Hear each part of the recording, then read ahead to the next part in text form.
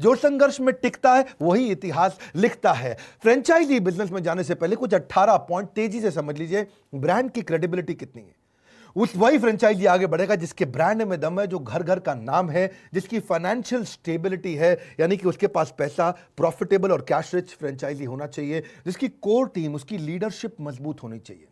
ऐसा नहीं अकेले के दम पे चल रहा हो, सॉलिड लीडरशिप होनी चाहिए। अपनी ऑर्गेनाइजेशन में हमने बहुत सॉलिड लीडरशिप बनाई है।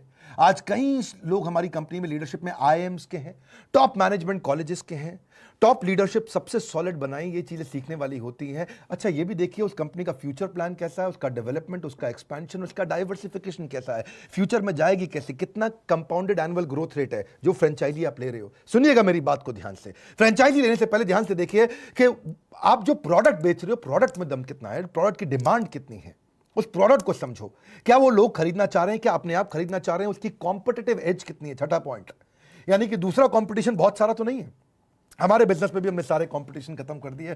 वैसे हमने जो बिजनेस मॉडल बनाया था उसके बाद कई कॉपी करने वाले आ गए, पीछे पीछे बहुत सारे हैं जो आएंगे, जो विवेक बिंद्रा बड़ा बिजनेस करेगा वही कॉपी करते जाओ। लेकिन कंपटीशन टिकता नहीं है, किस पड़े हो किस चक्कर में, विनम्रता से कोई नहीं है टक्कर में। अगली बात, आप उस कंपनी का यूएसपी जब देखोगे कॉम्पिटिटिव एज में, उसकी मार्केट की डिमांड देखोगे तो आपको कॉन्फिडेंस आएगा। फिर ये देखो कि वो आपको एक्सक्लूसिव टेरिटरी दे रहा है कि नहीं, वो फ्रेंचाइजी देते वक्त आपको टेरिटरी दे रहा है कि नहीं, वो सेल्स की टेरिटरी एक्सपैंड हो रही है, कॉन्ट्रैक्ट हो रही है। फिर डेमोग्राफिक एनालिसिस देख लो, एज, इनकम, ऑक्यूपेशन, कहीं ऐसा कस्टमर तो नहीं आपको जो बहुत बूढ़ा हो, जिसके पास पैसा ही ना हो खर्च करने के लिए, या बिल्कुल छोटा बच्चा हो जो डिसीजन लेने नहीं पाता हो।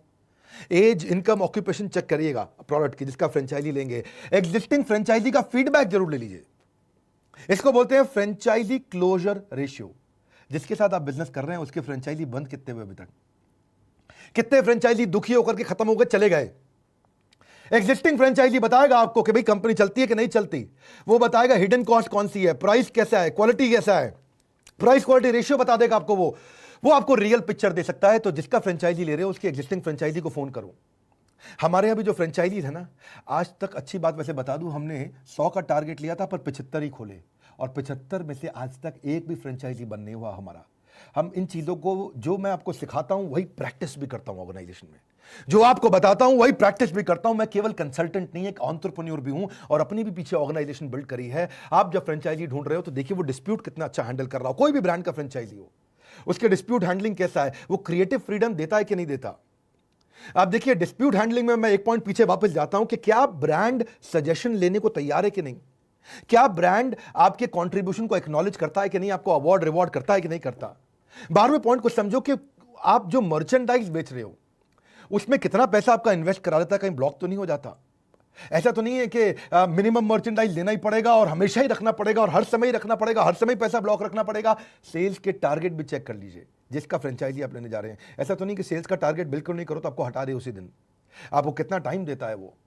फिर देखिए कि 14 पॉइंट इनोवेशन कैसा है, इनोवेटिव प्रोडक्ट्स हैं क्या, नए नए प्रोडक्ट ला रहा नहीं ला रहा, जो फ्रेंचाइजी दे रहा है कुछ नया चीज कर रहा है कि नहीं कर रहा, और अगर प्रोडक्ट नया ला भी रहा है तो क्या वो अपने फ्रेंचाइजी को इस्तेमाल करने दे रहा है। ऐसा तो नहीं कि जो प्रीमियम प्रोडक्ट लाए अपने पास रखे, हल्के फुल्के बेकार प्रोडक्ट फ्रेंचाइजी को दे रहे बेचने के लिए। ये देखिएगा कि फ्रेंचाइजी को अधिकार दे रहा है कि नहीं। फिर पैसा इंपॉर्टेंट है तो चेक करिए कि फ्रेंचाइजी फीस कितनी लेते हैं, फिक्स्ड ईयरली कितना पेमेंट करना पड़ता है, रॉयल्टी पेमेंट कितना करना पड़ता है, कंटिन्यू करनी पड़े अगर 2 साल का कॉन्ट्रैक्ट है, 2 साल के बाद क्या वो दोबारा पैसा मांग लेता है। ये सारी चीजें फ्रेंचाइजी के साथ चेक करनी जरूरी है उस बिजनेस में। कौन से नोट छाप रहे हैं बिजनेस वो अभी बताने वाला हूं आपको, सारे बिजनेस बताऊंगा, पर कॉन्ट्रैक्ट जरूर समझिएगा। 16 पॉइंट क्विकली, कॉन्ट्रैक्ट को पढ़िएगा ढंग से, read it, read it, cross read it, again read it. Contract को पढ़िए, इसके लीगल कंप्लायंस, कॉन्ट्रैक्चुअल इश्यूज पढ़िए, लीगल रिकॉर्ड देखिए, लाइसेंस दे रहा है नहीं दे रहा, परमिट दे रहा है नहीं दे रहा, मॉर्गेजेस कैसे हैं, selling, staffing, pricing, supply arrangement में रिस्ट्रिक्शन तो नहीं है, बढ़ा सकते हो कि नहीं बढ़ा सकते, अगर आप ज़्यादा बड़ा करना चाहते हो तो पॉसिबिलिटी है कि नहीं है। इसके बाद ट्रेनिंग और स्किल सपोर्ट कितना देता है जो फ्रेंचाइजर जिसके साथ आप जुड़ने जा रहे हो, क्या वो आपको आपके स्टाफ को ट्रेनिंग देता है, क्या स्टाफ को हायर करने में मदद करता है, क्या ऑनगोइंग ट्रेनिंग कैसी है, उसके सिस्टम कैसे हैं, और फाइनली मार्केटिंग इनिशिएटिव कैसा है। ऐसा तो नहीं कि बेचारे ने कोई ब्रांड बनाया है नहीं, आपको बोले तू खुद ही ब्रांडिंग कर, तू खुद ही सेल्स कर, बस मैं तो नाम दे के छोड़ के चला गया, फिर फायदा नहीं है। देखिए फ्रेंचाइजी बिजनेस आज रेस्टोरेंट के नहीं चल रहे हैं, Cafe Coffee Day, Subway, Pizza Hut, KFC, McDonald, Barista, Burger King, ये सब बहुत स्ट्रगल में आ गए। आज बिजनेस स्ट्रगल में कौन से? Airlines, travel, tourism, entertainment, real estate. Entertainment में चाहे वो सिनेमा हॉल्स थे, पीवीआर, शॉपिंग मॉल्स, बुक माई शो, सब पे बहुत स्ट्रगल हो गया। रिटेल की भी अगर आप फ्रेंचाइजी लेते हैं उसमें भी बहुत दिक्कत है, चाहे वो किसी का भी क्यों ना हो। फ्यूचर ग्रुप को तो खैर रिलायंस ने खरीद ही लिया, लेकिन रिटेल स्ट्रगल में है ही इस समय। आदित्य बिरला ग्रुप हो, टाइटन हो, शॉपर स्टॉप हो या रेमंड ग्रुप हो, कोई भी हो, रिटेल इस समय दिक्कत में आ गया है। लेकिन मोटर व्हीकल भी परेशानी में है, क्योंकि अब इस समय लोग घर में ही बैठ गए हैं, बाहर निकल नहीं रहे हैं। Tata Motors, Mahindra, Maruti, hero MotoCorp, Bajaj auto, सब पे स्ट्रगल आया है। तो जब आप सॉल्यूशंस क्या है, फ्रेंचाइजी उसका अच्छा है जो ऑफलाइन से ऑनलाइन पे मूव किया हो, जो डिजिटल मूव किया हो, जिसकी website, digital newsletter, blogs, digital conference, video conference, workshop, webinar बहुत तेज बड़ा हो, यानी कि फिजिकल से डिजिटल पे आया हो, और एफिशिएंट एचआर सिस्टम हो, attendance, performance, log in, log out, digital payment, ये सब चीजें डिजिटल जिसने करी उन्हीं के साथ बात बनती है। तो जो सैस बेस्ड प्रोडक्ट है उसका आप ले सकते हो। नाम जानना चाहते हो ना? कैसी? नाम तो नहीं बताऊंगा कंपनी का, पर आपको बताऊंगा इंडस्ट्री। सैस का मतलब क्या हो गया? Software as a service. तो जो भी टेक्नोलॉजी बेस्ड, सॉफ्टवेयर बेस्ड है, उसका सडन इंक्रीज हुआ है डिमांड का, वर्क फ्रॉम होम फैसिलिटी का, टूल्स का, कम्युनिकेशन का, टीम कोलैबोरेशन का, डेटा सिक्योरिटी का, ये बिजनेस बहुत तेज चल रहे हैं। तो कोई सैस बेस्ड बिजनेस मॉडल में आप जाएं। एडटेक में, जिसको एडुटेक भी बोलते हैं या एडटेक भी बोलते हैं, एडू मतलब एजुकेशन, टेक मतलब टेक्नोलॉजी, जो टेक्नोलॉजी से एजुकेशन देने वाली ऑर्गेनाइजेशन बहुत तेज ग्रो करी है। इनकी ग्रोथ 2023-24 में एक्सपेक्टेड थी, 2020-21 में ही आ गई है। ये सबने ऑनलाइन टीचिंग मैकेनिज्म पे मूव कर गए। असेसमेंट, असाइनमेंट, ऑनलाइन एग्जामिनेशन हो गया, प्री रिकॉर्डेड वीडियोस होते हैं, एनिमेशन रहता है जो कि कॉन्सेप्ट को रिप्रेजेंट करता है, virtual classes, online learning. Suddenly ये नॉर्मल हो गया है नोवल के मुकाबले। It is normality instead of novelty. Norm और नोवल, इसको समझिए, जिंदगी अब नॉर्मल हो गया है। जैसे एयर कंडीशन भी एक मिडिल क्लास परिवार में नॉर्मल हो गया है। पहले एयर कंडीशन हुआ करता था, भाई क्या कहते थे, लग्जरी है, अरे इनके घर में एसी लगा है, कमाल कर दी भाई। लेकिन आज नॉर्मल बात है, एसी हर एक के घर में लगा है। इसी तरह डिजिटल प्लेटफॉर्म पे पढ़ाई अब नॉर्मल होता जा रहा है। या फिर मैं बताऊंगा ओटीटी प्लेटफॉर्म बहुत चल रहे हैं। अगर आप ऐसे बिजनेस में कभी जा सकते हैं, जैसे नेटफ्लिक्स, अमेजॉन ने सब कुछ चेंज कर दिया, क्योंकि रिडिकुलस एक्सपीरियंस था कि आप रिडिकुलसली महंगा पॉपकॉर्न का डब्बा सिनेमा हॉल में खरीद के खाया करते थे। कौन जाता है सिनेमा हॉल? नेटफ्लिक्स पे बैठ करके जो मूवी का मन करे घर पे आदमी तो देख लेते हैं। इस समय सिनेमा हॉल का एक्सपीरियंस खत्म होता जा रहा है। डिलीवरी स्टार्टअप भी एक इंडस्ट्री है जहां बहुत तेज ग्रोथ आई है। 50% रेस्टोरेंट बंद हो गए हैं, लेकिन डिलीवरी चेन्स अभी चल रही हैं। 50% से ज्यादा रेस्टोरेंट खत्म हो गए क्योंकि किराया ही मार देता है। जिम एट होम कॉन्सेप्ट चालू हो गया है, क्योंकि जिम्स का किराया ही मार देता है।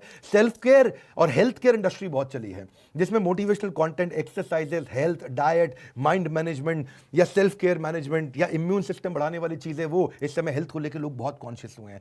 अगली इंडस्ट्री बहुत चली फिनटेक। फिनटेक में ऑनलाइन पेमेंट और कॉन्टैक्टलेस पेमेंट के कारण बड़ा फायदा हुआ। पर जब भी आप फ्रेंचाइजी लेते हो किसी भी बिजनेस की, याद रखना इसके फायदे क्या है। आपको मैनुअल रेडी मिल जाता है, हर काम को करने का मैनुअल, हर काम को करने का प्रोसेस, बिजनेस प्रोसेस मिल जाता है, हर काम को करने के प्रोप्राइटरी टूल्स, टेक्नोलॉजी, सॉफ्टवेयर मिल जाते हैं। आपको एक प्रूवन ट्रैक रिकॉर्ड मिलता है कि इतने लोगों ने पैसा कमाया है, इतने लोग पहले से अच्छा कर रहे हैं। आपको रेडीमेड बिजनेस मॉडल मिल जाता है, भाई देखो ये चलता आ रहा है, चल रहा है। आपको ट्रेडमार्क मिल जाता है, ट्रेंड मैन पावर का सिस्टम मिल जाता है, और एग्जिस्टिंग ब्रांड नेम यूज करने को मिल जाता है। अगर वो ब्रांड बड़ा है, एग्जिस्टिंग है, जैसे मैकडॉनल्ड्स जब हम खोला करते थे तो मैकडॉनल्ड्स में खुलते ही पहले ही पता है ग्राहक अवेलेबल है बाजार में। ऐसे ही हमने भी जब अपने फ्रेंचाइजी दिए, तो मैं आपको बताता हूं, थोड़ा और प्रैक्टिकल करता हूं उसको, प्रैक्टिकली समझिए। जब हमने फ्रेंचाइजी दिए तो हमने लर्निंग मैनेजमेंट सिस्टम बना दिया। देखा 2 दिन, 5 दिन, 10 दिन की ट्रेनिंग से फ्रेंचाइजी नहीं चलता है, तो पूरा लर्निंग मैनेजमेंट सिस्टम बना दिया, एक सॉफ्टवेयर तैयार कर दिया, टेक्नोलॉजी पे पूरी ट्रेनिंग कर दी।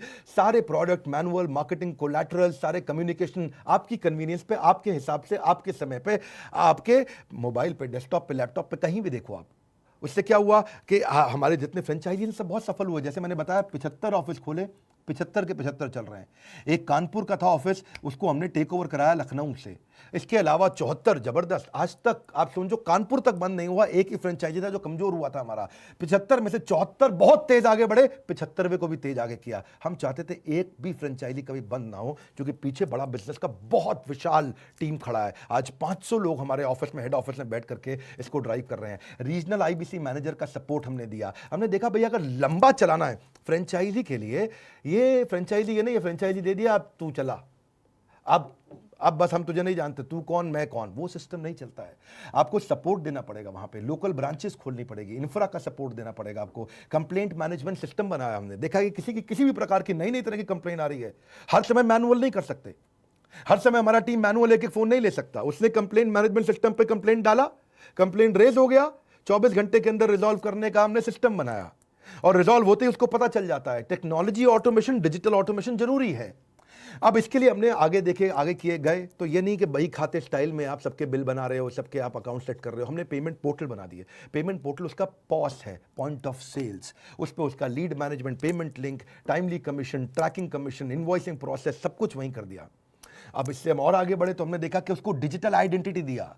मैंने बताया भी था पीछे एक समय में, अपॉर्चुनिटी एंड एडवर्सिटी इसी को कहते हैं कि आप कोई भी समस्या आ जाए, इतनी समस्या आ जाए, सोचा किसी अपने से बात करें, आप हमारे अपने हैं, तो सोचा किसी अपने से बात करें, शेयर सारे जज्बात करें, किया जो फैसला कुछ खुशियां बांटने का, दिल ने कहा क्यों ना आपसे शुरुआत करें।